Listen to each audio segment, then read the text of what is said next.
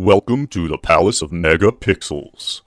This is Super Mega Crash Brothers Turbo.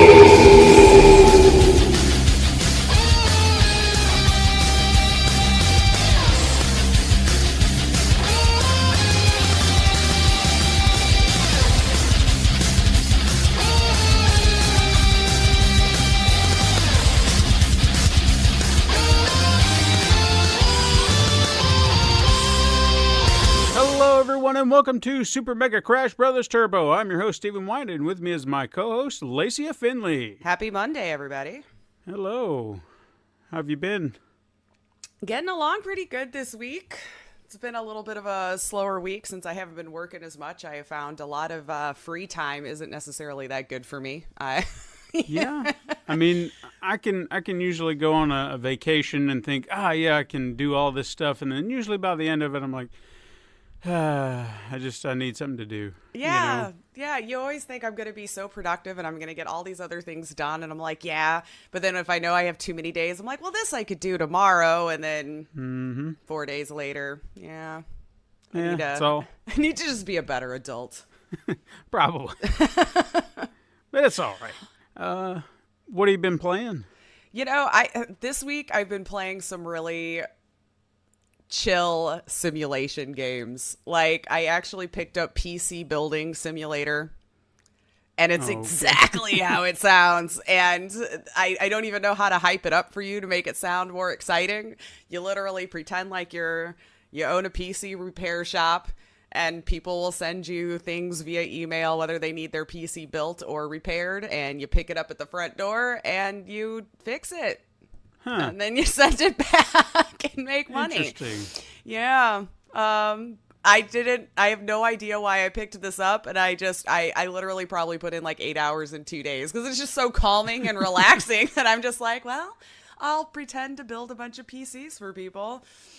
I mean, sometimes you need those kind of games. I mean, when I got to play Donut County, that's what that was. It was just 2 hours of simple, basic gameplay, and it was relaxing. It was nice, you know? Yeah. So I don't think it's a bad thing.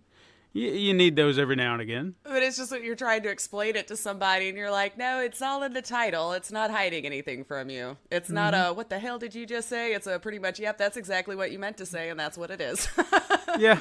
And that kind of makes me wonder if a lot of those that we go through during that segment aren't just that. Probably. You read it and it's like, yeah, okay, that's exactly what you expect. That's what it was. So, how about you? Spider-Man, still Spider-Man. Nice. And I think I'm almost positive I'll probably beat it today. Because good. I've done, and when I say beat it, I don't mean just story. I mean 100% done. Because I've done a lot of the side missions. That's what I've been spending a lot of time on, unlocking stuff, upgrading. And I'm there. I'm on the third act. I'm ready to go. And it looks like so stuff. much fun. Everything I've been watching from it just looks like so much fun. And you know, I kind of glazed over the story in the review last week because I hadn't really gone through a lot. Mm-hmm. But now having gone through a great portion of the game with the story is fantastic, and it's so good. Now keep this in mind. It's so good that there was a character in the game, you know, where that's going. You know, if you know anything about Spider-Man, you know exactly how this is going to go. And when it happened, I had a genuine amount of what the F, you know? I was like, why? What is going on here?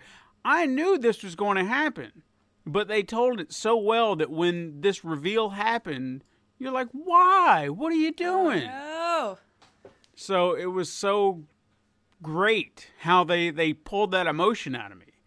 So I'm anxious to see where it's going to go now because it's in a very interesting spot.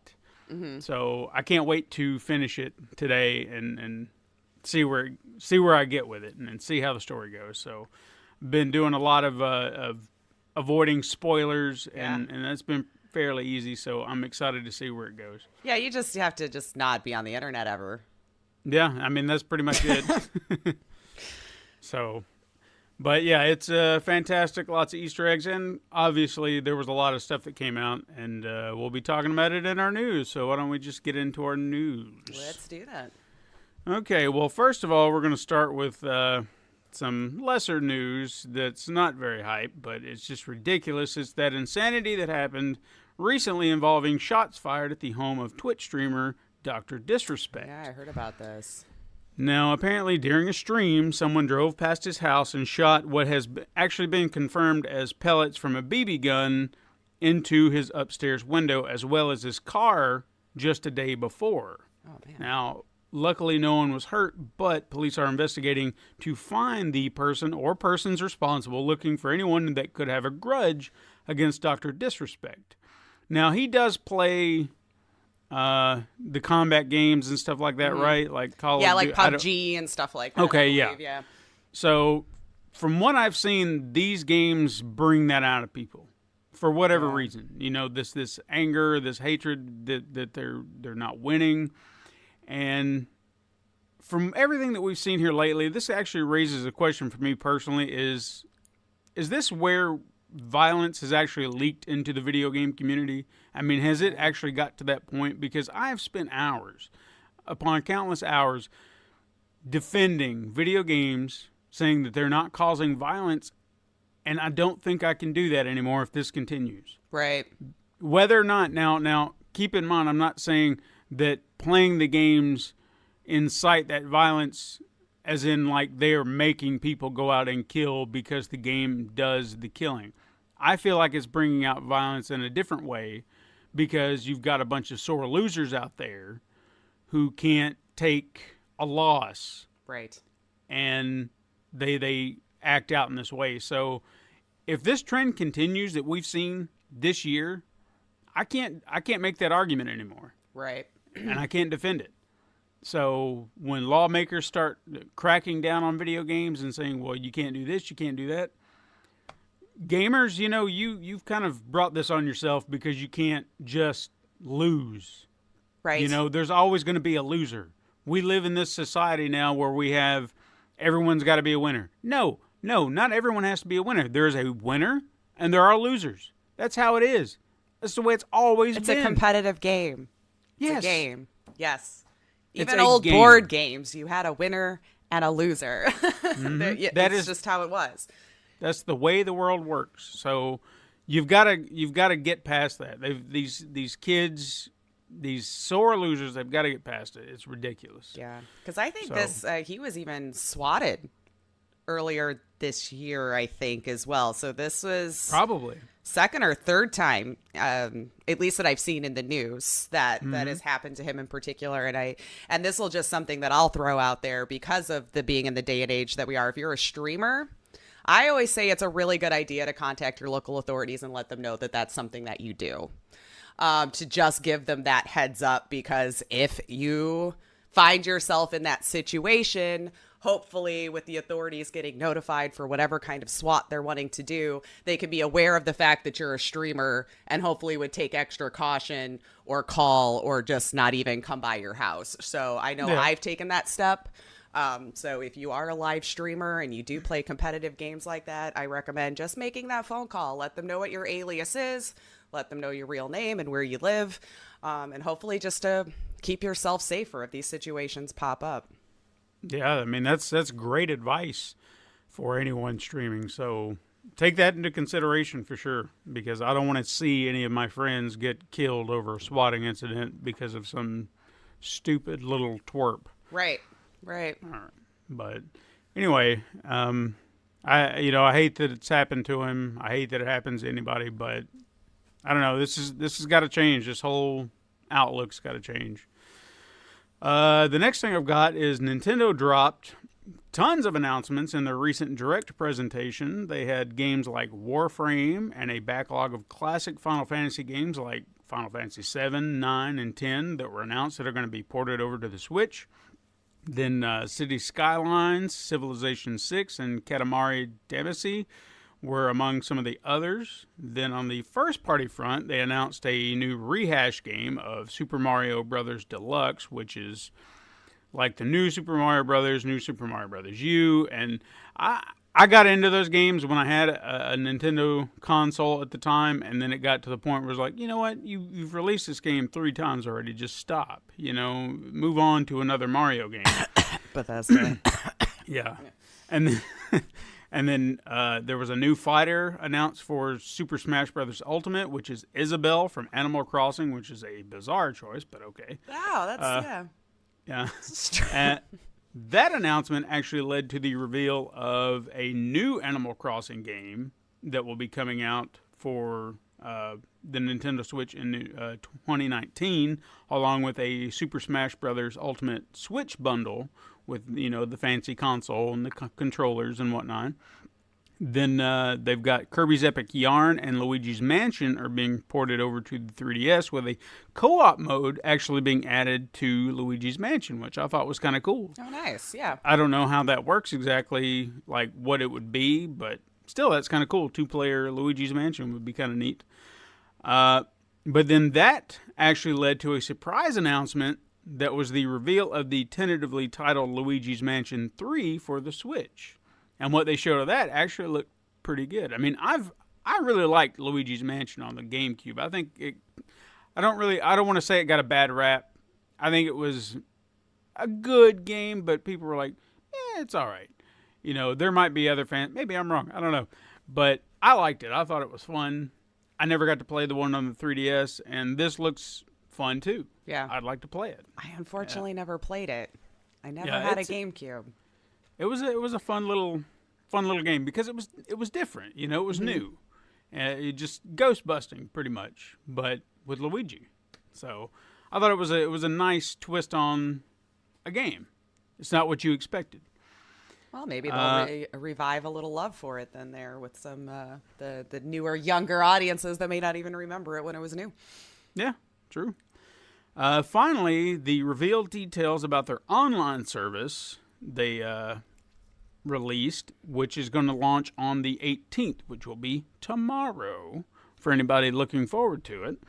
Now, we've mentioned some of the pricing plans in the past will range from $4 a month, $8 for 3 months, and then $20 a year, as well as a yearly family membership, which supports up to 7 other people in your group, in your family, and that will go for $35 a year. They mentioned cloud saves, but I kind of felt this was a strange little cop-out. They said they could not guarantee the saves retention period after a membership expires or there's a lapse in online check-in after an extended period. Oh, no. So if you are adamant about having your cloud saves, you're probably not going to... Now, does it have to be through the cloud for this service?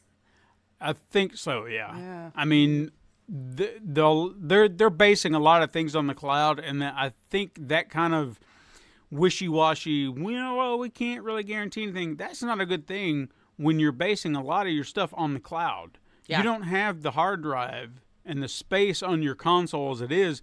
The cloud needs to be up front and center and primary to everything that you do if that's what you're going to do. You can't half-ass it. Mm-hmm. So, I don't know. I didn't really feel like that was a very confident statement on their part. Yeah, that's a little scary. Because, I mean, unless you're the type that's good about setting up auto pay or whatever on everything, you let that lapse for a day or two before you realize it. You've lost everything. Mm-hmm. Yeah. Now, one of the better features that they announced that is coming to the service is the library of classic games that will be available to play with some obvious mainstays like Super Mario Brothers, The Legend of Zelda, Donkey Kong, and Ice Climbers, because I don't know why they love Ice Climbers, but by God, they put it on everything. So, I guess it's fun, but I've never been like, oh man, Ice Climbers is just the best. That's always what I wanted to do. I don't get it. But they did have some surprise additions, which was River City Ransom, which is a game that me and my brother played a lot when we were kids. Mm-hmm. So that was awesome to see on there. They got Ghost and Goblins and even Double Dragon. Oh, nice. So, yeah. In subsequent months, they said new games like Metroid, Ninja Gaiden, and The Adventures of Lolo will be added as well. Adventures of Lolo is another one I loved, too, as a kid. As a bonus to this, Nintendo has implemented online play for a number of these titles, as well as offering up a set of 2 wireless NES controllers for $59.99 to really tap into that nostalgia nerve. So if you want to play your classics the right way, get yourself some little controllers and do it right. I thought that was a nice little touch. For those that, may not have even remembered when they were the controller. But it's actually a smart way to go about it because they're simple games anyway. You don't need all these buttons. Just give me the D-pad and the 2 buttons and I'm good. I'm solid. And that was with the service only though, right? If you wanted to buy those. Now see, I didn't see that as being a clarified thing like you had to have it. Okay. I think it was more like you had to go on their store. And maybe they'll release it into the public later on, but I don't think it's a guarantee you have to have the service. Okay. But at the same time, it's probably meant for the service since it's for these games. So it's not like you're going to be able to pick these up and use them for other Switch games. Oh, so that might be why they put that little waiver down there at the bottom. Like, you need to have the service regardless. So exactly. Yeah. So that might be what it is exactly. But I mean, if I don't want to say that excites me. I mean, it's cool that they're offering up these old titles, and especially the fact that there are some choice titles in there, and that kind of maybe opens up the door to say, oh, we might see some other classics on there, that really might get you excited. But I just don't know if it's worth it for me yet. I mean, $20 a year, though, is not bad. It's good. No, I mean, good. it's Don't get me basically wrong. like keeping the lights on for the servers, is how I feel at this point. But I can't really speak too much to it because I don't have a Switch. I don't know how much it offers, really, as far as how many games will be. And then it kind of boils down to the individual's internet and all that kind of stuff as well, right? How well these things stream and be able to stay connected and stuff like that. But I feel like $20 is very reasonable. I mean, when you've got their competitors doing $60 a year, $100 a year. I mean, for everything that you're getting, $60 for all of this would be a ripoff, in my opinion. So 20 is very, very reasonable for this. But I guess it's that idea of, would I really spend a lot of time on those old games? I mean, it's good they're there, but I don't know. For $20 a year, I feel like even if I played it 3 or 4 times throughout the year, that might be enough. I don't know. Yeah. Depends on how nostalgic you are, I guess. For sure. I mean, they're. I know for a fact, River City Ransom would be something I'd jump on pretty quick just to tap into that and be like, oh yeah, I remember this. It's so good. That's the stuff. So, all right, you ready for some quickets? Quickets. All right, what do we got? First of all, EA is being stupid and fighting back against the ruling in Belgium against the loot boxes. Apparently, they just don't want to do it. They're just like, I'm not doing it. So, I think you've gotten yourself in enough trouble over it, is all I'm going to say. I mean, it's a law there now. You just suck it up and take it. Deal with it, yeah. Yeah, that's all you got to do. I mean, 2K, I know they're trying to, where we talked about last week, they're trying to get people to,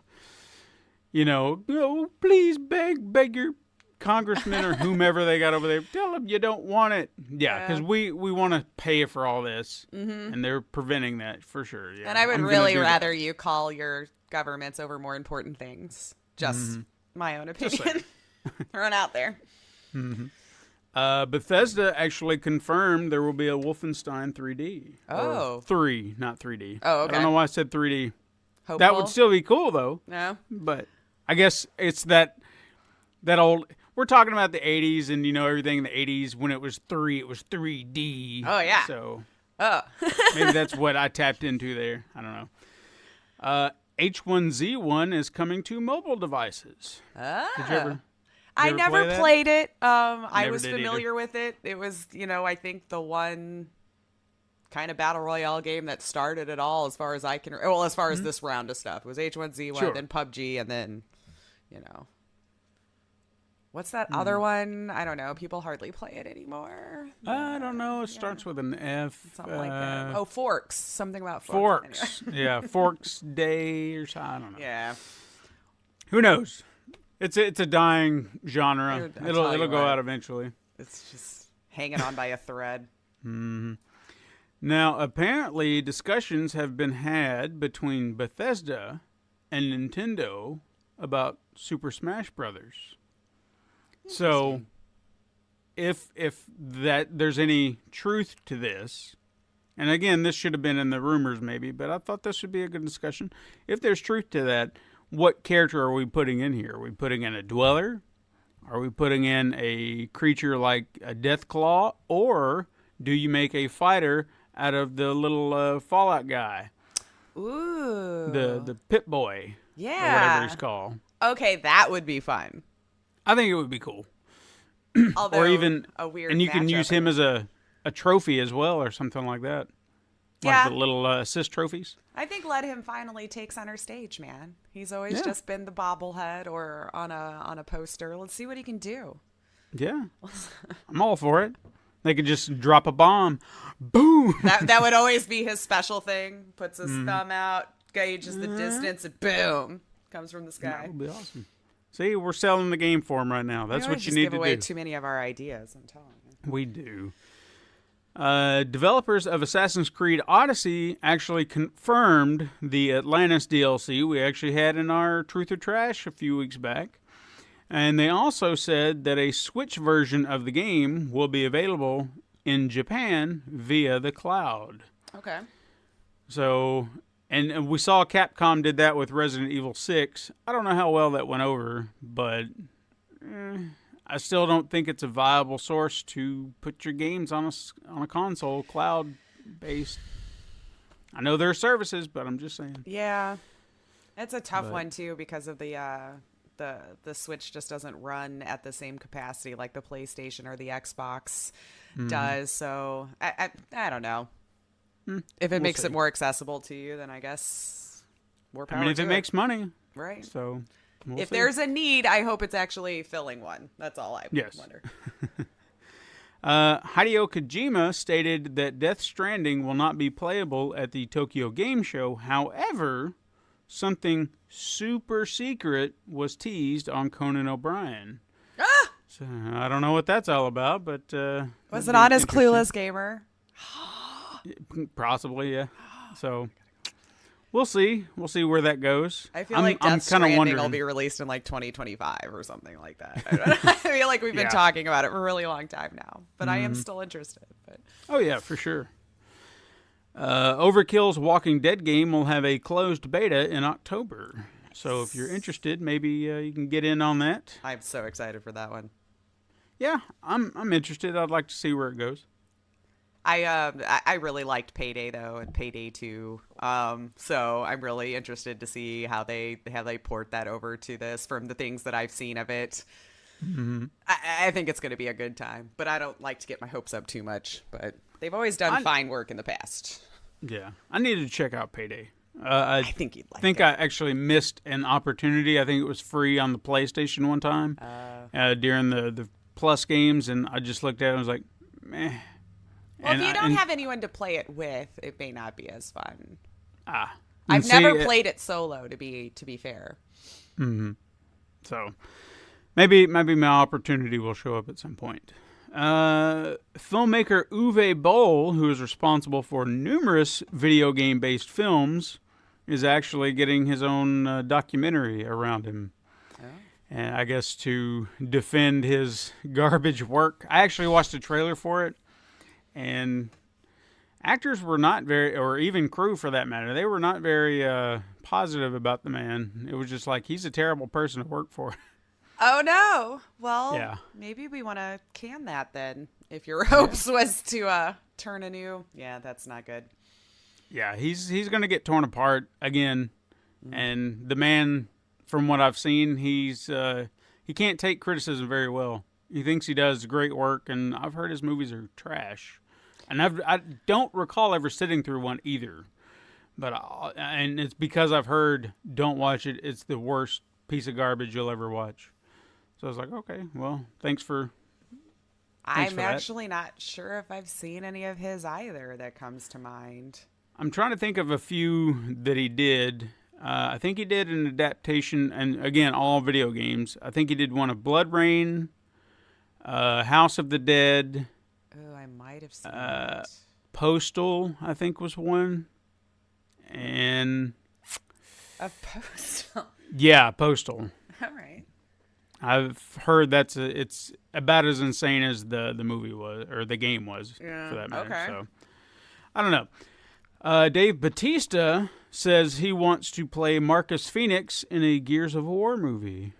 Like I could see that. Thinks he's born and raised for that very thing. So it'd be interesting to see.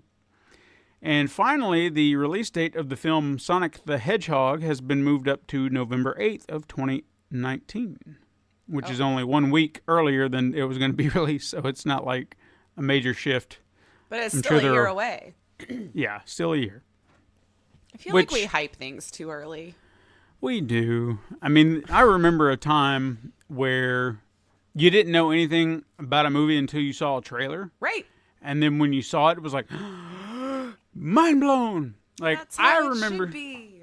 I remember sitting, this is one of the one of the few times I can actually remember getting excited for a movie I didn't know existed or was going to exist.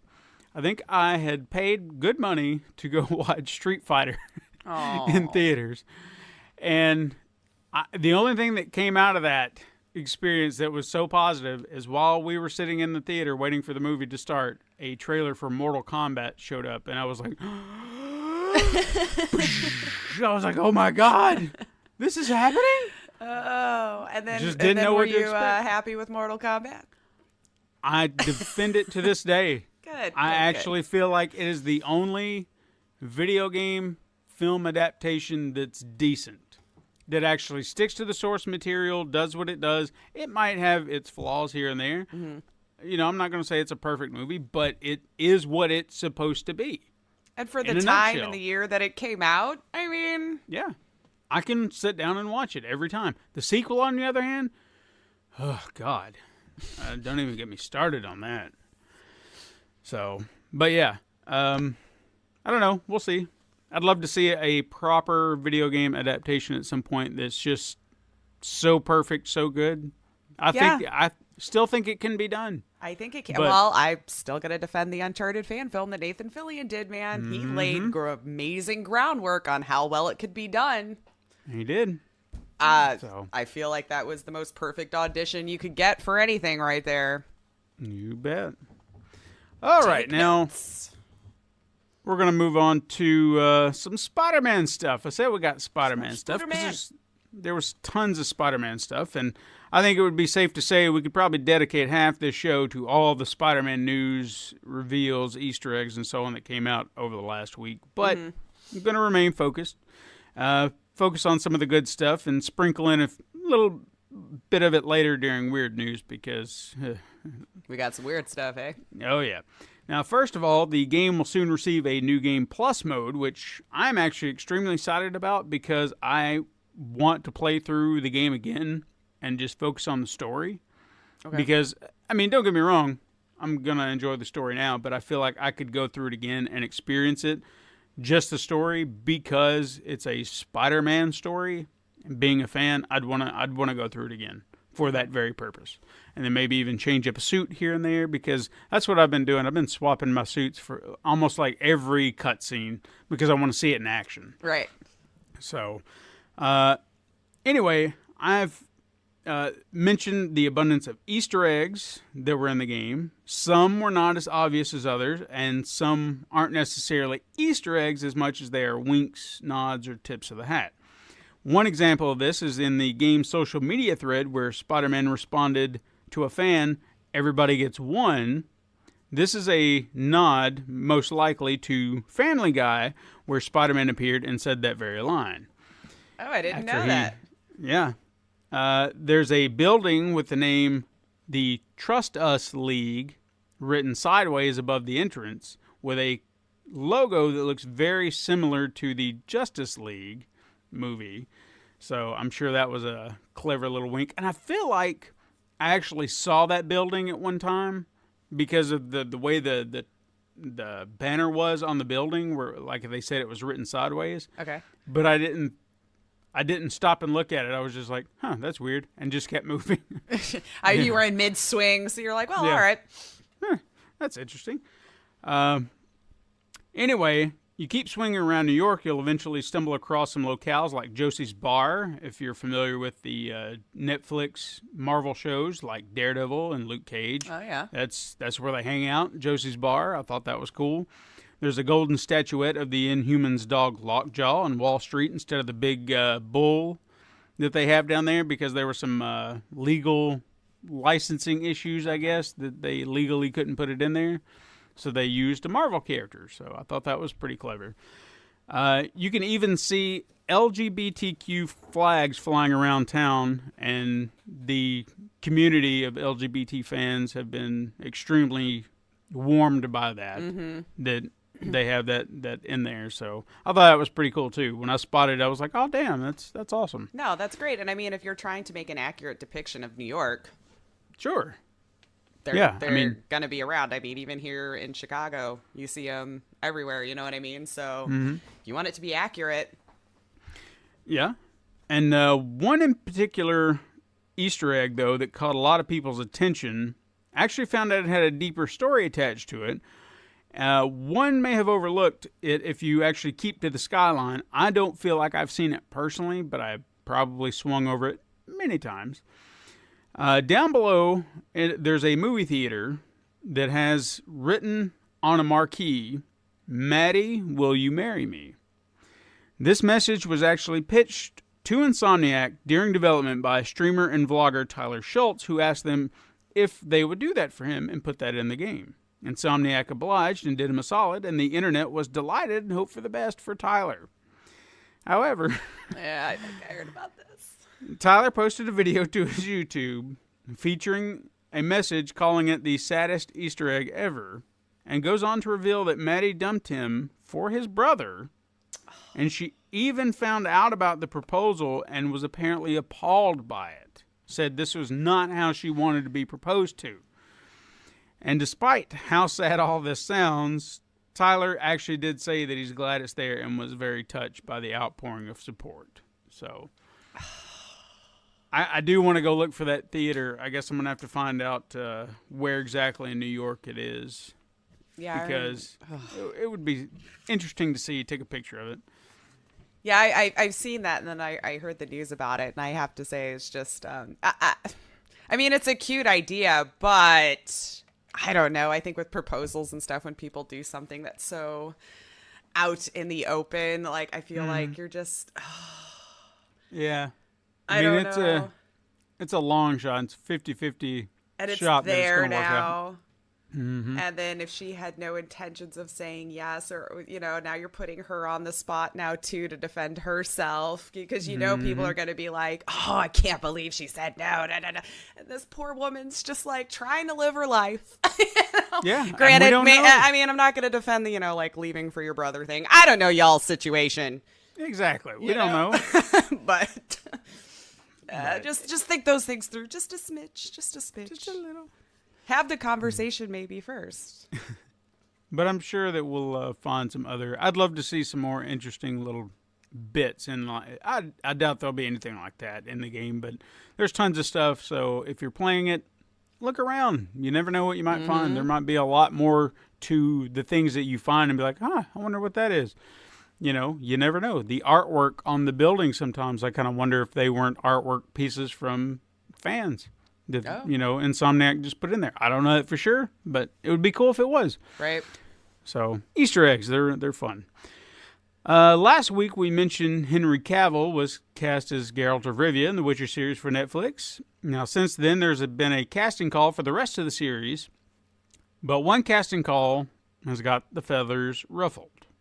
The casting call for the character Siri surfaced online, but with specifications that the actors fit the criteria of being either black, Asian, or a minority ethnic. The internet responded in its usual fashion, which led to the showrunner of the series quitting Twitter, but she did leave one final message that made her departure seem more like a pro move in my opinion, and not something done out of anger. But that said, let's talk about race swapping for a moment. Does it matter? Does it really matter? I mean, it's a fictional character, right? Like, I get it to a degree that you probably grew up with this or something. You might have some sort of emotional attachment to it. I mean, I can honestly say there's been books that I've read and fictional pieces that I've gotten very attached to. But I don't know that so much that if we were just trying to be inclusive of other things, that it would outrage me. Yeah. You know, see, I mean, shouldn't we just find a very talented person who could fulfill that role? See, I don't know. Here's what I'm going to say about it is from certain standpoints. I will agree with you that there are certain characters that you have this attachment to that kind of fit this criteria, where I feel like race swapping probably wouldn't be the best idea because for whatever reason, the race that they are fits that character. Now, if you're going to race swap a character and you want to make an argument behind it, it needs to be a character where race, ethnicity, all that stuff would not matter one way or the other. But if the character is so ingrained to one idea where it has to be that, right? Like, if it was a black character being swapped for a white actor, boom, everybody would go insane. But ask yourself the question, would it matter one way or the other whether this person was black, white, Asian, whatever? Sure, what's the backstory? Exactly. Have we described the area that they were born in to such a degree that it would be impossible to swap that out? Exactly. Things like that make sense to me. Like, there was talk, use Spider-Man, for example, when they were like, well, make Spider-Man black. I was like, black Peter Parker. I don't feel like that works because of his background, his story. Granted, I'm not saying that there are no black people in Queens, but it's who he is. It's his family dynamic. All that stuff works in such a way that I feel like he has to be Caucasian. But then you put the Miles Morales spin on it, and you see a kid in the same city, but with his background, his story, and it works so much better that way. So you still have a black Spider-Man, but with a different character that fits that mold so much better. Sure. Because I can't see race swapping with Peter Parker because of who he is and his background. You know what I mean? Right. There's that, to me, feels like it's set in stone. That's why I like the Miles Morales angle. But when they did race swapping in, I think it was the last Fantastic Four film. Oh, yeah. At first, it kind of, I guess that bug hit me where it's just like, what? Because it's against the grain of everything that I'm used to. Right. But then I started thinking about it, and I was like, does it matter?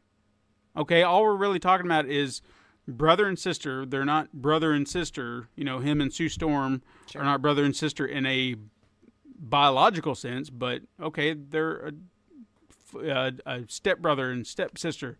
Okay, it doesn't change anything. Right. It works. So I was fine with it.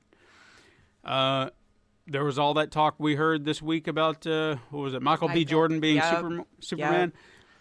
Now, that's just ridiculous on so many ways because I feel like there was a troll out there and they just said, you know what, let's stir the pot.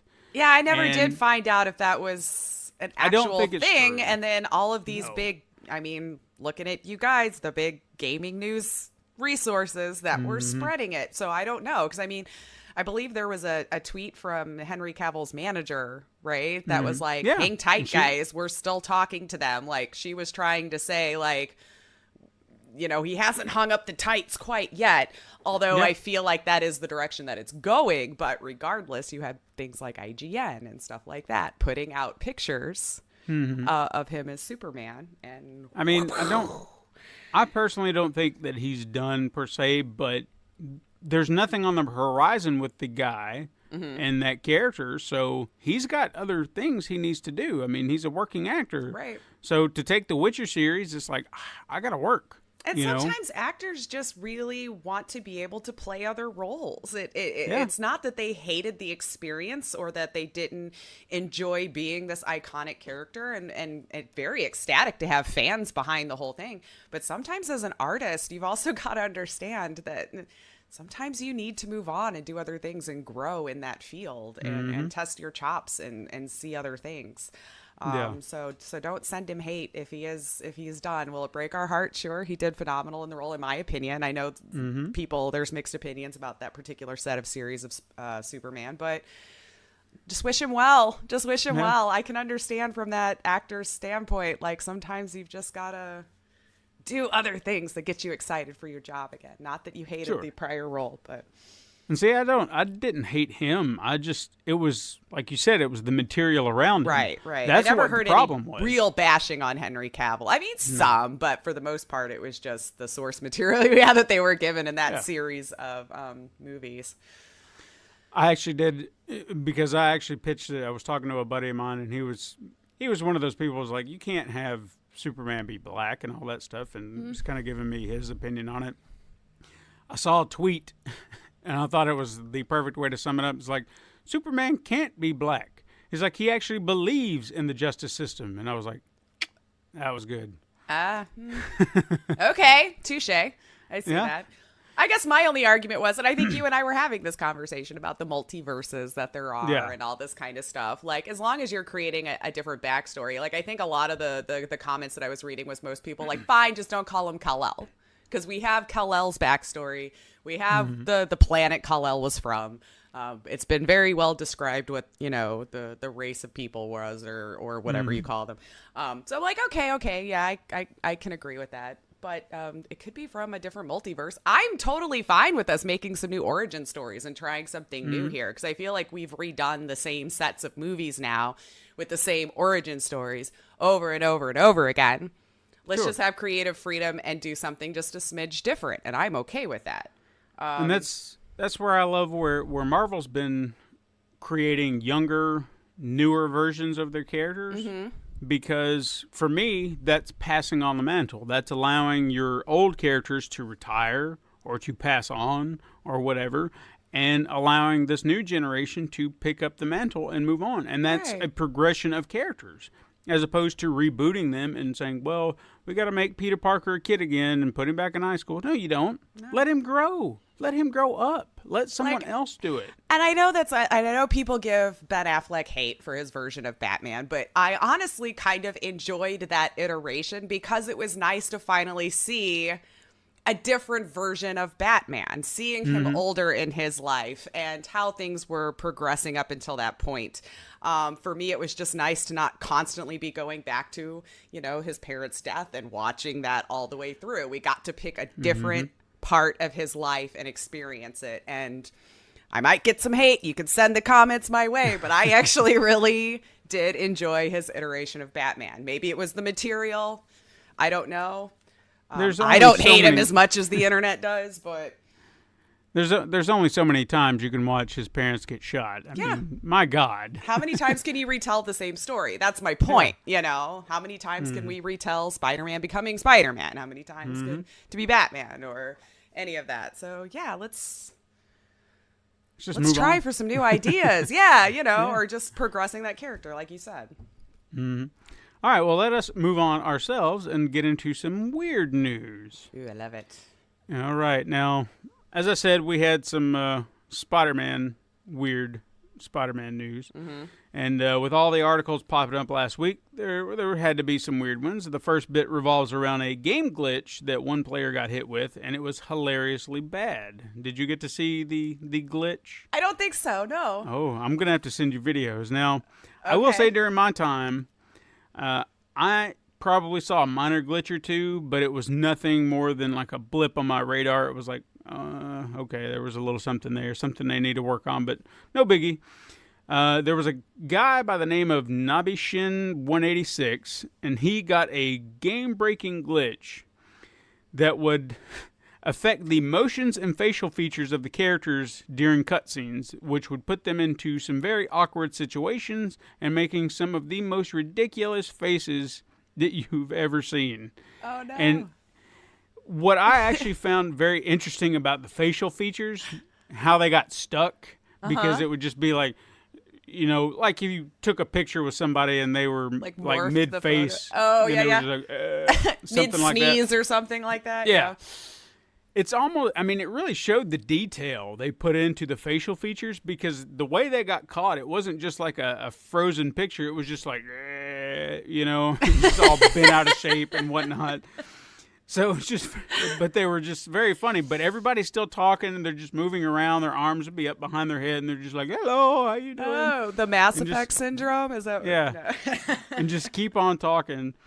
But the player actually put videos of these scenes on his Instagram. I'm sure they're on YouTube by now, wherever. So if you've not seen them, look up Spider-Man PS4 glitches. I guarantee you'll find it immediately. Oh, man. Now, the player was actually so amused, he reached out to Insomniac and asked them to leave the glitch in the game, but to add it in as like an optional toggle that you can just turn on and off to watch. Or like an achievement or something weird like Uncharted did with when the Nathan Drake character got stuck when they had the announcement at the convention. If you just stood in place for 30 seconds at the same exact spot, you got an achievement.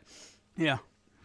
But anyway, he also said that along with that, he would love to see an optional toggle switch to make all NPC characters walking around New York look like boat people.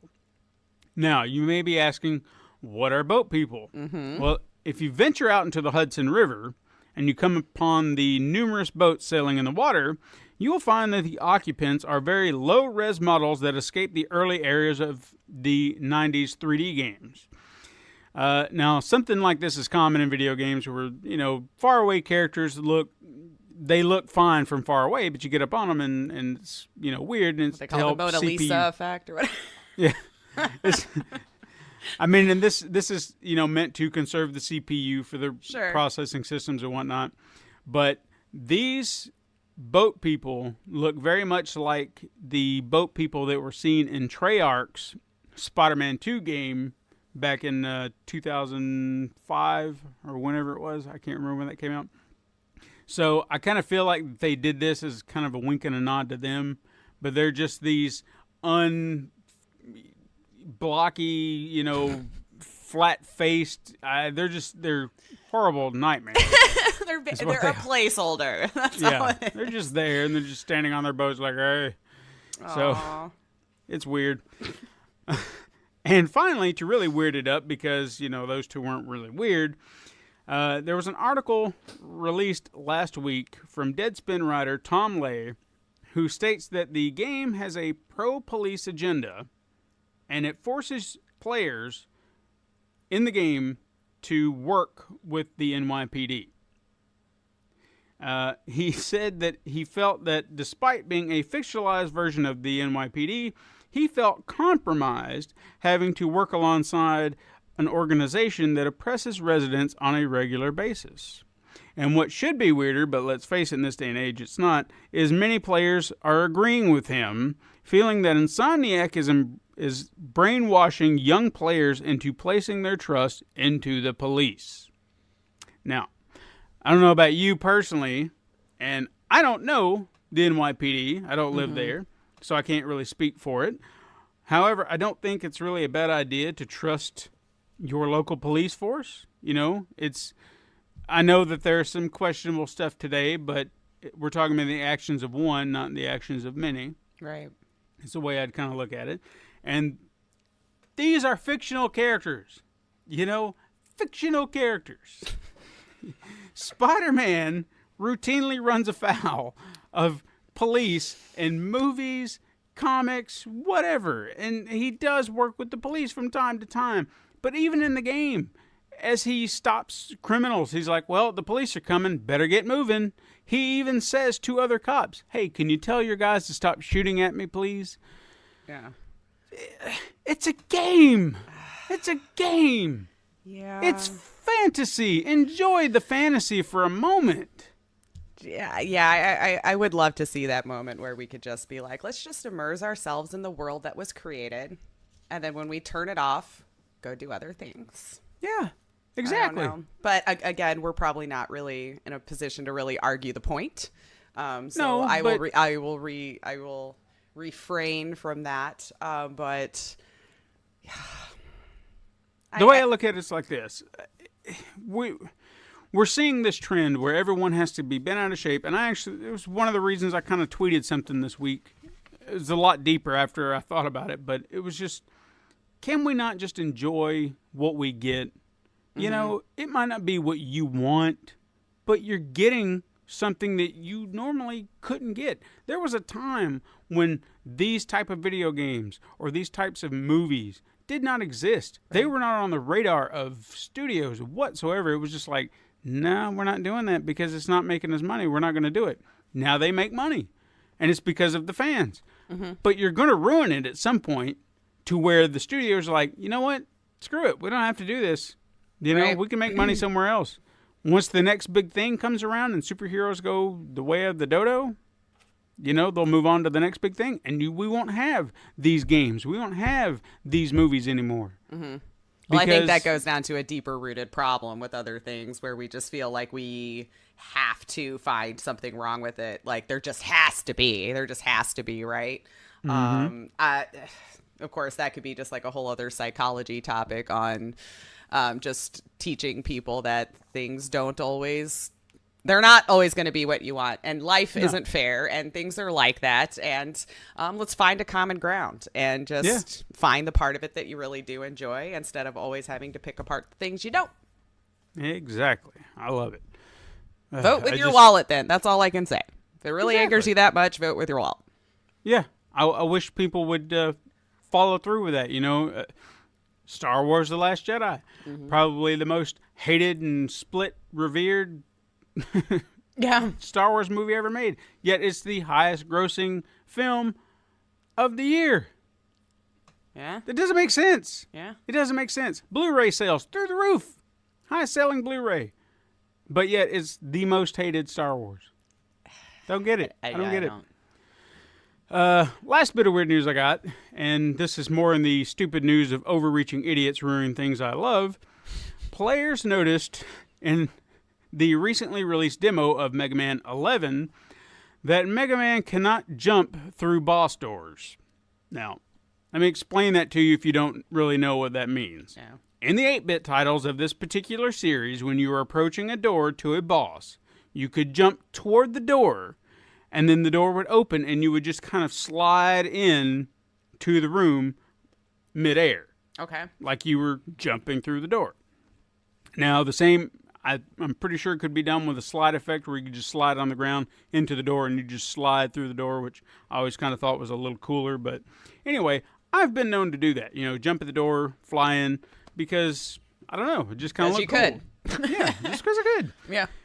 But apparently in this game, it's not present.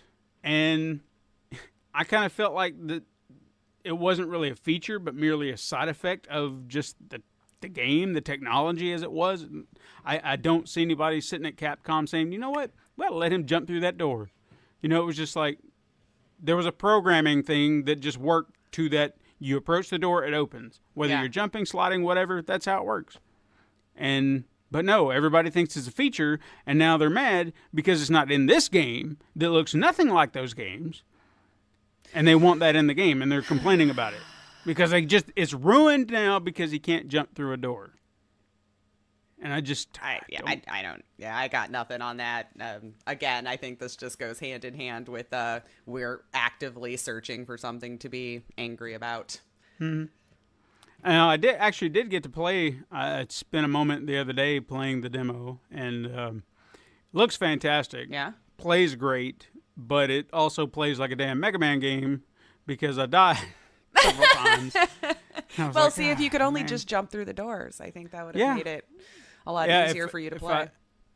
If only that, then you know what? I would beat the game. I know. It's all about those damn doors. That's what was missing. All right, now it's time for... I'd buy that for $1. All right. Now, last week, I sold you some Fallout Rum, right? Yes, you did. Well, okay, I said when it went on sale. Okay, well, it went on sale. But you were a little rich for my blood, but yes, fantastic idea. Okay, now this week I'm going to sell you some more Fallout merch. Okay. Because I know you love Fallout. Fallout is great. Now, Nuka-Cola is something that we all want to get our hands on. However, Nuka-Cola Quantum is the drink we all deserve. Exactly. With its pomegranate taste and a mildly radioactive strontium isotope to give it that wonderfully blue glow, it's twice the calories, carbs, caffeine, and taste you would expect out of Nuka-Cola. Now, even though we must wait another 60 years to get our hands on it, but in fact, it comes out on your birthday. So I know what I'm getting you when you're 90. You think I'm going to make it that long? You're sweet. What if I could interest you in something non-consumable, but just as wonderful to look at? I present to you the Fallout Nuka-Cola Quantum Mood Light.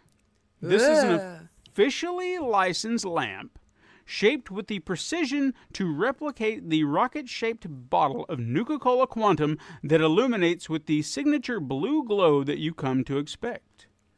It can be used wirelessly via 3 LR44 button cell batteries, or you can plug it up via USB, giving you options on how you want to display it. This once Comic-Con exclusive can now be yours. For how much would you want to pay? Oh, well, what I want to pay and what they're charging are always two different prices. So if I'm to guess what I would pay for it, probably $60 I feel would be reasonable. But I feel like it's well over 100. Well, you're in luck, my dear, because I can sell you this particular piece for $29.99. Oh, snap. I was way off, but in a wonderful way. All right. How big is it? That I don't know. Is it the size of the bottle, maybe? Okay. Maybe. I would say it's at least, decent size to give that blue glow. So nice. All right. That's very reasonable. $30 for a mood light. Yeah. I can dig it. I can dig that. There you go. It's a lot cheaper than the rum. Very true.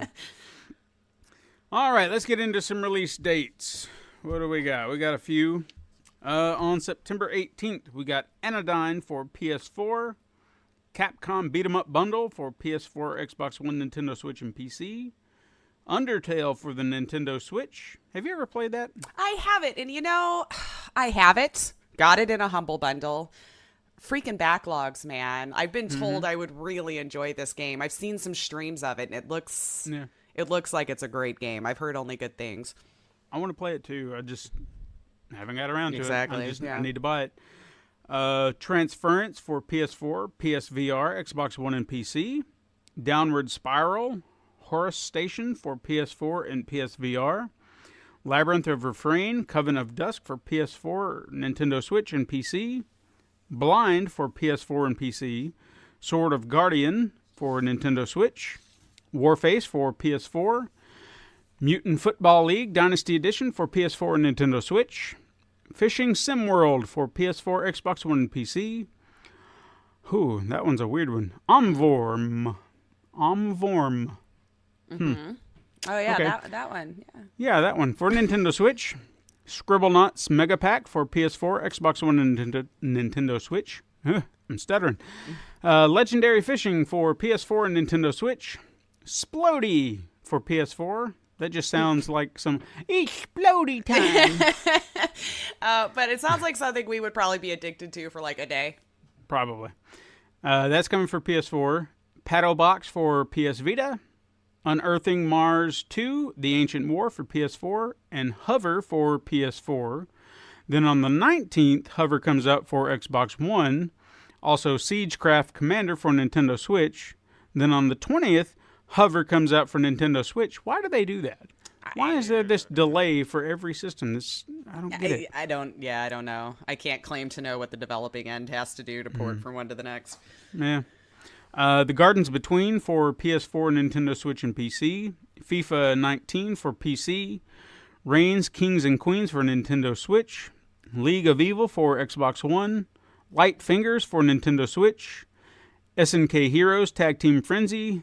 Thief Arthur for PS4 and Nintendo Switch. Velocity 2X for Nintendo Switch. A Case of Distrust for Nintendo Switch. Retimed for Nintendo Switch. Then on the 21st, we have 8-Bit Armies for PS4, Xbox One, the Banner Saga Trilogy for the Nintendo Switch, Anodyne then comes to Xbox One, My Brother Rabbit for PS4, Xbox One, Nintendo Switch, and PC, Wenjia, that's another weird one, for Xbox One, and Broken Sword 5, The Serpent's Curse for Nintendo Switch. So, a lot of games. I have to say, I'm really digging the Nintendo Switch and all these indie games that are coming to it right now. I've been hearing so many more people now getting into indie games because it's just been more accessible to those who don't do PC gaming, and I love it. Yeah, I mean, just seeing, every week when there's a bevy of games, it's primarily just Nintendo Switch games, you know? And they're all these little games and titles that you don't know anything about, but they're indie titles and they need to have that little light shine on them. So that's pretty good. I love they're embracing it. Now it's time for... What the hell did you just say? I think I've got a few good ones for you. All right. This first one, though. Oh, we're starting it off that hard? Oh, Yeah. All right. And I got to figure out a way to say it because it's punctuated so weird. Gagarin in deep asses space. Gagarin in deep asses space? Mm-hmm. Is Now, this an adult-only Steam title? Probably. Because I feel like that the name Gagarin is probably, yeah. and then, yeah. Let's So- just maybe like the Incredibly Gay Duo cartoon type deal, and adult themes and topics In space. in space. Mm-hmm. So a nice backdrop for the lovin'. Shooting hurts. Oh, shooting hurts. I think that shooting hurts. You're just at a shooting range, and all of the pop-ups that come up that you're shooting at goes, ouch! Okay. They can't all be gems. No. It's fine. Balls with a Z. Balls Royale. Oh, so I think it's like a dodgeball game. Okay. So when you're adding the balls with the Z, but it's Dragon Balls maybe, and to collect the Rolls Royce of the dodgeballs. And once you have accomplished and gotten all of your people out of the way, you get to stand tall and proud amongst all of your people that are just laying on the ground in pain from all of the dodgeballing. Okay. Yeah, it's not a good game. It doesn't sound like it. Superplex Think. Superplex Think? Mm-hmm. Oh, these are hard today. Superplex. So, it's a wrestling game, and it's all about just concocting the strategy of how you can do your moves around the ring. So it's almost like a football manager game where you're drawing on the whiteboard, and it's strategy on how to superplex people in the ring. You better keep that in mind because Superplex Wow. Oh, is next. Mm-hmm. So this is the sequel that they felt like they needed to bring out right away. As you're pitching the idea for all of your new wrestling moves, the whole idea is to hopefully get all of the managers to go, wow. Ah, good job. Howdy, the Western game. Oh, so I think this is an interactive story. And Howdy is actually the protagonist. And so his whole point of being is just to go around and spread the joy. He's walking down his western town, and you have two options every time a shootout is about to happen. If you're going to try to make peace with the people or encourage it. Sounds like a John Ford Western. Click and Manage Tycoon. Click and Manage Tycoon. Oh my gosh, people, what are you creating? Click and manage tycoon. So, I mean, shit, I was playing PC Simulator this week, so I guess I can't judge. I think that's all it is. It's like a 5-minute, like thinker game where you have to click as fast as possible and manage all of your points. And it's like a fidget spinner. Like, it's just, that's what it is. Okay. Soap of urinal. Of urinal, so it's like urinal the place. Urinal, yeah. Okay, soap of urinal. It's like a Bob Ross type game, right? So like it's just the person sitting there, and they are live streaming their activities on how they make their soap, because in Uriel they have such special minerals and ingredients that you can't buy it anywhere else, and the form that it takes to make the soap is just so intriguing that they have to live stream it, and people are just enthralled. Okay. Steve's Pub, soda on tap. Oh, so he used to be an alcoholic, Steve, and now he just likes to be around all of the people that he used to hang out with and drink Coke. But in this particular bar, people don't like to buy rounds for people who only drink soda, and so every time he orders Coke, it turns into a shoot 'em up. And you've got to get out alive. The Slater. The Slater. So you're Christian Slater's manager, and you are trying to book him any other role outside of Mr. Robot, which he's phenomenal at. But for some reason now he's just too good at it, and nobody wants to cast him anywhere else. So now you're just it's Christian Slater manager sim game. Good job. Gene Rain. Like gene a name, or like genes in your Like, body? let's go with that. Okay, so Gene Rain. I think this is another puzzle game. So when you have the different colors and the genes and stuff, like it's a science type game, you're trying to make sure you're matching the colors and everything up to the right thing to help determine if there's any disease or anything in that particular gene. Okay. And you learn something, maybe.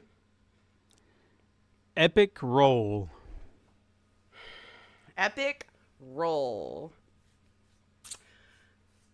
It's a music game. So instead of it being a new rock and roll, Epic Roll is the genre of music that they've created, and your whole job is that you start off as a garage band and work your way up to stardom. Good job. Change, a homeless survival experience. Well, it leads me to believe that this is an open world. Let's just say it's in like the streets of LA or something, where it's just a large population. And you've worked your way up from the smaller corners that people don't frequent as much, so you don't get as much change, up to like naked cowboy status in New York, where you're just like rolling in the bucks by just working on the corner there begging for change. But you've learned how to do things along the way, like learn instruments and things like that, so that you really start racking in the dough. Good job. Pass the wall. Pass the law? Pass the wall. Pass the wall. This one's tough. Pass the wall. So it's a building simulator. And once you have finished your wall, after you've gotten different materials, let's say you started with wood or bricks or iron or whatever, and then it gets judged, and we decide whether we pass on it or if we will put it in our home. Break the blocks. Oh, well, this has got to just be one of those simple, like, little, you throw a colored block at the other colored blocks to get them to break, you know what I mean? Or like an app game where you tap on it and like, oh, all the yellow ones now broke away and all the blue ones now broke away, and your whole point is to clear the screen. I'll just go with the easy answer on that one. Okay. Pushing through. So it's an adaptation of the TV show Hole in a Wall. Okay. So the whole idea is to make shapes so you can push through the wall. Cat's Epic Puzzles. Aww. Cat's epic puzzles. So you're a cat on a table, and on the floor is a bunch of different shapes. And the whole idea is to be the cat knocking off certain things from the table and hopefully get it to land in the appropriate shape of whatever object it is that you've knocked off. And then if you do it well enough, then your owner comes in and yells at you. Hell Shooter. Hell Shooter, run and gun for sure, kind of Doom style. But the twist is that it's all of the angels that have infiltrated hell, and now you are trying to get them out of hell so you can rule the roost once more. Nice. Cat Fender. Cat Fender? So, like, I'm trying to decide if we're defending cats or if we put them on cars. I like that idea, a cat fender. So, it's probably a racing game. Okay. And the idea is how many cats can you rack up in your grill as you're driving along? Sounds demented. Don't hate me, animal lovers. I didn't create the game. No, she did not. Snuffles and Company. Snuffles and Company. So is it like Sesame Street? Yeah. So like Snuffleupagus has finally broken free from Sesame Street and has gotten his own show. But it is quite sad. And so the whole point is to surround yourself with better company and make a successful children's show. Oh, bird. Snowball Save Summer. Snowball Save Summer. I'm just going to say this is one of your simple, like, snow cone simulation games. So you're driving a food truck, kind of like a Paperboy or something like that. And it's insanely hot outside. And so your job is to go out at the peak heat of the day and sell your snow cones and make a business out of that. So, like, you know, eventually you'll buy more food trucks and you'll have employees. So, yeah. You're all over. And finally, Sheep Sling. I think this is probably just as simple like the goat simulator. Like, you are seeing how far you can fling these sheep into open pastures. And there's probably different targets on the ground. And, of course, amazing sound effects, you know, as the sheep are flying. And, of course, when they land. Sure. And I think it'll just take you through different levels where you're flinging them in space or you're flinging them off of towers or things like that. And then the whole point is to get them as far out as you can into the targets that are drawn on the ground. All right. That sounds really demented. I didn't make the game. Again. I know you did. You didn't make the game. That's very true. Just telling you what it's about. All right. Now it's time for our weekly review. And Lace, you've got a review for us, do you not? I do, yes. You are. Been playing some Graveyard Keeper. Graveyard Keeper. Yeah, I think you played it for a little bit, right? I have played it a little bit. I've gotten... I don't really know where exactly into the game, I guess, overall. I would probably say I'm still kind of early on. I got the church open. Okay. So I'm in there trying to get it built. So I think that's about where I left off.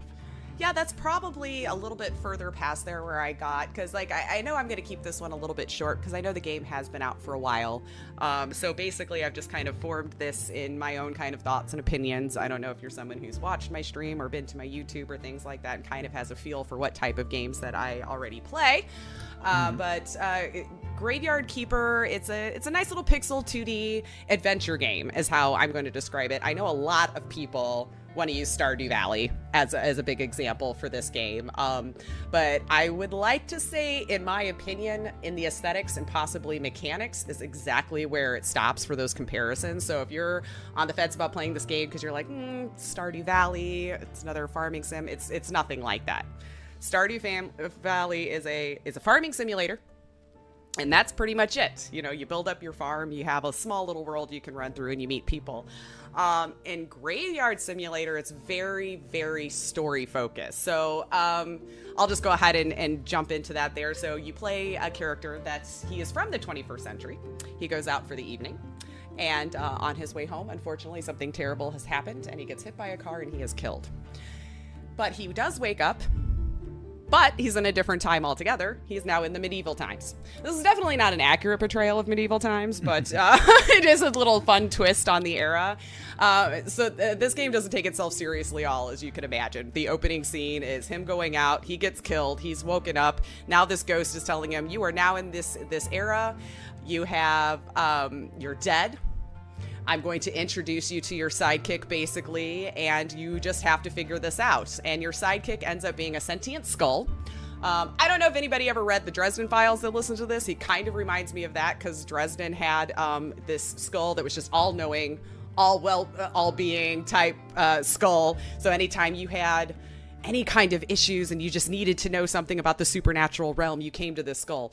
So he's basically, you find out later that this skull was a drunk in his lively days. So basically, as soon as you meet the skull is when now you're starting to get introduced to the world. Now questing starts to become a thing, and one of your first quests is to bring the skull back beer. And if you bring the skull back beer, he's going to give you hints and tips on how you can get back home. Because your whole goal in this game is just get back to your correct time and get back to the love of your life. So it's a romantic comedy, if you will. As it goes on, you get introduced to the cleric. Now, this is where things start to kind of take shape. So you're listening to the cleric, and your job now is you are the graveyard keeper, and you are to try to get the grave back into its glory days. He gives you a score that you have to get your graveyard back up to, which is what will finish the storyline or get it continued on. Then he starts to explain to you how that's going to happen. So as soon as the talking donkey drops off the dead body close to your home, which kind of is a little Monty Python-esque. I feel like it was a nod to that, because trust me, this game doesn't take itself seriously at all. There's tons of puns, really bad jokes, but to me, it was entertaining. Like, I'm glad that they made it just that little bit different. And so once you've talked to the donkey, you pick up the body has a score. So this is where you're going to find out the meat and potatoes of this game, is that you take the body, you want to try to get there as soon as possible. You hear the bell, right? Hopefully you hear the bell. I can't tell you how many days went by that I was wondering why I didn't have a dead body to go take care of and then go down there and find it's been completely decayed. But you want to pick up the body and do an autopsy on it, or a version of an autopsy. So it kind of takes a little bit of a dark twist here. So you think it's all great. You're out, you chop your wood, you pick your flowers, you do all of the kind of nice little fun things that you would do in a simulation game like this. But now you're extracting meat, flesh, and fat from the dead bodies. So you want to be able to do this in a way that doesn't butcher the body, because yes, there is a score. And you at first can only extract the meat from the body and the fat. Then you want to turn around and hopefully take it and bury it right away, because there are scores to this.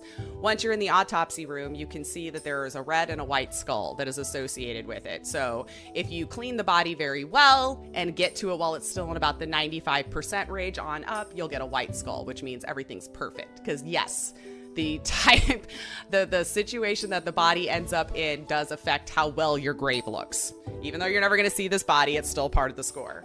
So once you've buried it, then you get a better score depending on how well you decorate it. Do you want to put a gravestone on it, which is always recommended? They have like a nice little border wall that you could put around it just to make it look nicer. You'll clean up the debris that's around the graveyard, and you want to get it to a different score. That's how you can hopefully get yourself further into the story. So the percentage will go from white, which is what you want, and then the white that has like a wreath around it. So the white skull with a wreath around it, that's your top score for this. If you have any red in there, it could be fine if you decorate it well enough. But if you don't, and you're ready to get rid of all of those bodies that make your score low, you can just dig it up and throw it in the river. That's what you do. That. So if you happen to walk by a body, you're like, crap, that's been in there for a couple days and I forgot to come down here and get it, and it's decayed all the way, you just throw it in the river, which they definitely make sure you understand it is their drinking water as well. So keep that in mind as you're doing this. But why do you want to keep the fat and the meat? Well, here's where we go into town. So as you're going into town, the first place you want to go into is the bar in the inn.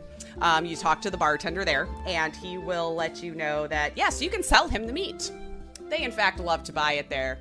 But you are missing one key thing for him to buy the meat from you, which is the official stamp of approval for the meat, which just shows that it's certified, that you got it from a legitimate place. He tells you how nice it looks, and he would love to buy it from you, but you need this stamp. Now, of course, you're never going to get the real stamp. So this is where you start to finally pick up all of these quests. Your first quest now is to go get an unofficial stamp, and this is how you learn that you can start to make some money in the game. So as you're taking these different pieces from the bodies, you can get a stamp to make it an approval, and he will buy it from you at the bar, which you will find out later on. There's a lot of other things that you can sell back as well, but I'll leave that for a spoiler, because I know I'm probably not saying anything new if you've played this game. But basically, I think it's teaching you where you need to go to accomplish certain tasks. So you go to the bar, that's how you learn how you do this, and you can make money the same way you would go visit the blacksmith down there, and he'll send you on a quest so that when you come back now you can make your nails and all this kind of stuff, which brings me to my next point about the building in the game. 100% necessary. So in some of these simulation type games, you buy the building, you put it up, you reap the benefits from it. In this one, you are absolutely building everything. So what I mean is you're chopping the wood. You have to unlock the blueprint. There's this massive skills tree that is in this game for many different facets that you would go. But you have to unlock that building. Once you've unlocked that building, you make that building. Now you can make wood planks, different types of boards and things of that nature that you might need to build other buildings. Or you have to build the furnace so that when you go collect the ore that you can smelt it down into iron so you can make the nails. It's very detailed. So it's not like you're just gathering the materials and you can put it up. You're gathering the materials, making the materials into what you need to be able to build the building, so long as you've unlocked the building. So that could be the one thing that I think could be very intimidating to some people, is there is a ton to unlock. So if you're the type that opens up and sees massive skill trees that can go all over the place and that is daunting to you, beware. That is exactly how this is. And speaking of, you can't just unlock them by just simply gaining experience. You actually have to gain points. So there are red, green, and blue points, which you will find early in the game. The red and the green points are pretty easy to collect, actually. So with like green points, you get things from like nature activities, picking the flowers, chopping the trees, harvesting crops, sand digging, clearing the vines, things like that. So those are pretty easy to collect. The red points come from building and doing those kinds of activities. So making your machines, making your weapons, just even crafting the materials needed to make the different parts of the buildings, that gets you red points. But blue is the faith points, and that was the one that for the longest time confused me on how I was even supposed to get them, because nothing I was doing in the world was collecting blue points for me. But I finally found out once you unlock the church, now you can start doing different activities that start to earn you faith points. Like there's different prayers that I guess you can do, different ceremonies that you take part of. And one of the things is you do eventually unlock different procedures in your autopsy. So once you've spent your points again in your skill tree, so now instead of just extracting meat and fat, you can do the heart, the lungs, the intestines, your skull, the brain. I mean, yes, it's a little morbid. But mind your inventory space, because some of these organs do not stack, just to keep that in mind. And then you can examine them after the church is done as well. And once you've examined them, those give you more blue points as well. So once you start getting all of these and into the swing of things, you'll start to find that unlocking the different stuff does start to become a lot easier. It's just kind of a slow burn. I will say that about the game. It is a little of a slow burn. You've probably got to invest about 2 to 3 hours to really get past that tutorial to really start to get into the heart of what I think the game is meant to do. And then outside of that, I thought it was very clever the way they did the day and night system. So that kind of alludes also to the type of humor that the game has. So you go to the bar, for instance, you talk to some of the characters, and they're talking about that crazy astrologer that's down the road, believing the earth is round and trying to peddle his nonsense, you know? And, and you're like, well, I thought the earth, you can either respond that you thought the earth was round. You could try to blend in that you're supposed to be from this time and be like, yeah, he's crazy, right? Like, the earth is totally flat. And they also believe that it's a 6-day week, which was interesting because they named it after the 7 deadly sins, minus greed. So, and they're all associated with certain symbols. So as you see it on the top, it'll have the different symbols for what day of the week it is: lust, pride, sloth, you name it. And then certain characters will only present themselves on certain days, which is also located in the same screen. You'd find your skill tree. After you've met all the different characters, they do pop up there. And if you've picked up a quest from them, it'll tell you what you still need to do and on what day of the week that they'll be around for you to turn it in. So I just thought that was kind of a cute little touch to the night and day cycle, not just your typical Sunday through Monday type fare. But I also want to say that the basics of what it is, this game is totally 100%, I think, about the quests and the story. This is where it gets so much different than those other simulation games because it's very story heavy. There's tons of quests to pick up, almost to the point where I was a little overwhelmed because I'm the type that I just talk to everybody when I go out and play these games. I talk to every single person. They give you quests, and obviously kind of along the same vein, a lot of them are fetch quests. Go get this for me, and then I do this for you. So the only thing that I would say was kind of a bummer for me is the pacing of the game. Like I was mentioning earlier, it is a little slow. And especially at the beginning, you're walking everywhere. To my understanding, it's always going to be a walk. You're never running. I don't see anything in the skill trees about buying a horse or doing anything like that. And it's a pretty big world, honestly, that they created for this type of game. So when you're having to walk from one end of town to the completely other one, so I'm not lying. Sometimes it's a 2-minute jaunt because you're going through one big area and then boom, now the town is there. And then you got to go all the way through the town and then, the other side. And then you unlock different things. But as you start to unlock the church, you will find that there are starting to be some underground tunnels that you can unlock by, again, gathering certain materials, getting certain things that might be in the way, out of the way. And it does make it shorter, but you're still walking. But it does make it shorter, so you go into the basement, you walk across at least just one screen, go out the door, and now you're in town instead of having to walk through the farms and doing all of that. But if slow pacing is an issue, it's a slow pace. It's definitely a slow pace. So it's not a deal breaker for me by any stretch of the imagination, but to me, if you're in like a really long session of play, it just starts to become tedious. That's my only real complaint about it. And even the energy system that's in it, especially in the beginning, as most games will be, it tends to deplete super fast. You go and chop down one tree, you're tired. And it's like a balance of trying to take naps and come back out so you can finally get into the heart of the game.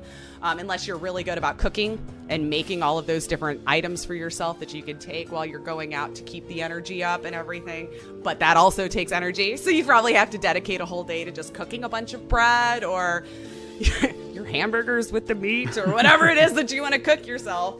And the crafting system is huge. That was another thing that I briefly mentioned on there earlier. It was a little overwhelming for me because a lot of the times the game does a great job of explaining how to do some things, but kind of really bad at a lot of the others. So I was fortunate the very first time I ever played this game, I streamed it live. And it had a pretty nice following, this game, already from people who were involved in the beta and the alpha and things like that and had seen it, that there were certain things where I just didn't know how to make this building or whatever it was. And it never really hinted at the fact that you were supposed to unlock it with points. So I'm just looking through all of my blueprints. I don't have a blueprint that says anything about it. So thankfully I had people in chat that were like, actually, you need to have this many red and green points to unlock the blueprint to be able to make the thing that you're trying to build so you can craft the board or whatever. So I feel like those things kind of slowed it down for me a lot too, because I probably spent forever just wandering around looking through every screen trying to figure out how in fact do I make a plank.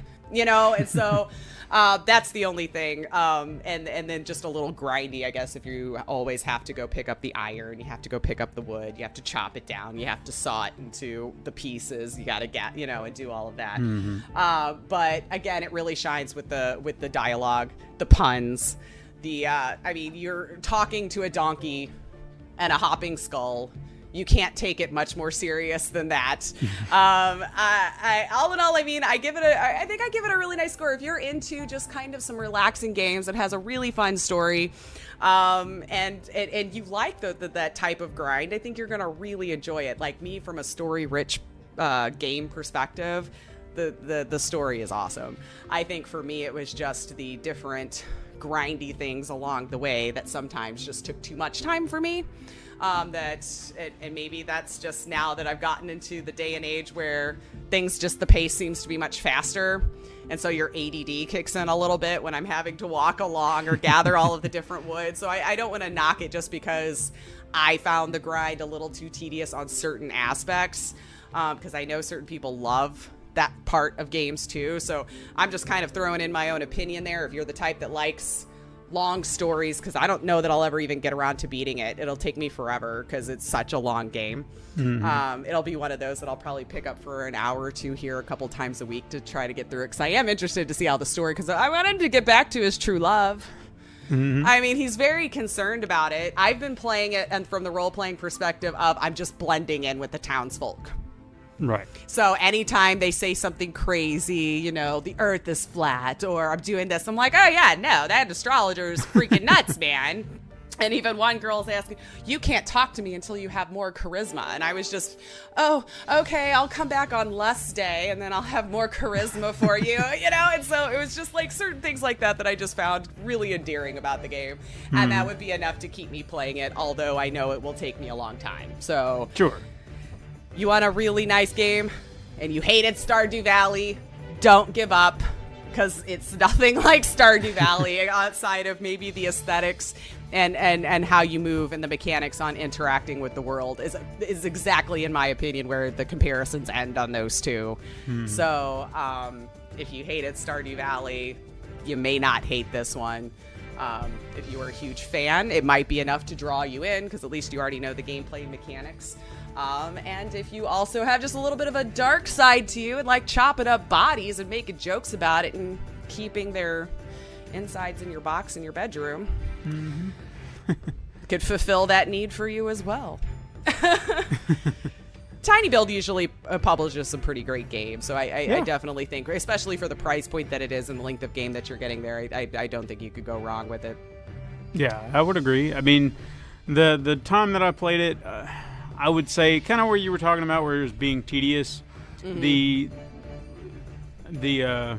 stamina meter was kind of bothering me a little bit, and then I was finally starting to get into a habit of building everything. Like I was starting to get all my tool stations and building stations and stuff like that, to where I could actually work on getting the church open and everything made. And it just seemed like every time I was turning around trying to make something for it, I had to go take a nap, and I was like, right, come on now. It does feel like that at the beginning. Things like that. I know you could finally unlock some things, and like I said, if you're diligent at dedicating at least a day to cooking, making the different foods that you could make or the drinks that you could take, then you can last a little bit longer. But your energy depletes quite fast. But I mean, beyond that, I'd still want to go back to it and try it out, but Spider-Man, so that's to blame. It's definitely one of those games that I don't mind picking up in the between, if that makes sense, because I'll never be able to I don't have time to just sit down and be able to play this game from start to finish and have it done. As you know, there's so many different games that you've got to dabble in when you're doing these sorts of things with podcasts or streaming or anything like that, to keep you up to date on what's going on. There's not that much time anymore to want to just play one game from start to finish, unless it's like an 8 or 9 hour kind of thing. Right. But this I could see being hundreds of hours put in, especially if there's a sandbox mode. I should have looked that up. I'm not even sure if once you've completed the story, if you can just go back and continue to build and just stay a graveyard keeper. So if you know, let me know. I haven't heard, but maybe our audience knows. Who knows? Right. If we could do this for a living, we could play them all day. Right? But anyway. You can help that out too. Yeah. But anyway, everybody, that is our show.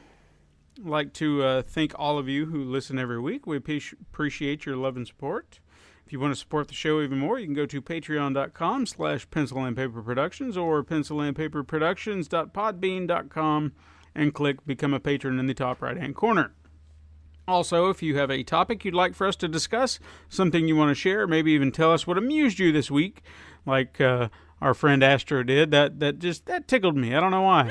It was just something I did, a voice, and he commented on it, and just, I don't know, it made me feel good. There you go. You can do the same and hit us up on Twitter at SuperMegaCrash or drop us a line at supermegacrash@gmail.com. Tell your friends to look us up under the Pencil and Paper Podcast Network, which is found on Apple Podcasts, Stitcher, Podbean, Spotify, or wherever you listen to your podcasts. Thank you so much for listening. I am Stephen White. I'm Laceya Finley. Join us again next time, Super Mega Crash siblings. But until then, game on!